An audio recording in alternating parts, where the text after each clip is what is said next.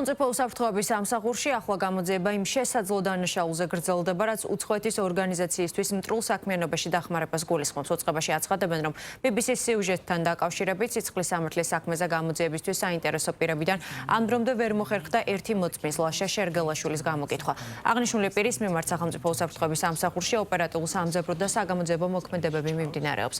საუბარია ერთ-ერთ რეზონანსულ სიცხლის სამართლის საქმეზე, რომელიც ბრალდებულ ბექა ჭულუხაძის მიერ ცეცხლსასროლი იარაღებისა და საბრძოლო მასალის, მათ შორის ასაფეთქებელი ნივთიერება ტროტილის შეძენა შენახვის ფაქტზე აღიძრა. გამოძიებისთვის საინტერესო პირებიდან ვერ მოხერხდა ერთადერთი მოწმის ლაშა შერგელაშვილის გამოკითხვა, რომლის ინფორმაციასაც მნიშვნელოვანწილად ეყრდნობოდა BBC-ის მიერ მოწოდებული სიუჟეტის ავტორის მოსაზრებები. საყურადღებო გარემოებაა, რომ აღნიშნული პირის მიმართ სახელმწიფო უსაფრთხოების სამსახურში მიმდინარეობს ოპერატიულ სამძებრო და საგამოძიებო მოქმედებები.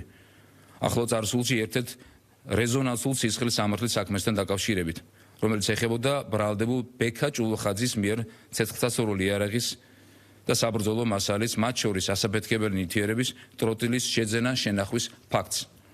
საზოგადოებას შევახსენებთ, რომ ამ საქმეზე ოპერატიული და საგამოძიებო მოქმედებები მიმდინარეობდა მიმდინარე წლის 4 ოქტომბრის ცნობილ მოვლენების პარალელურად.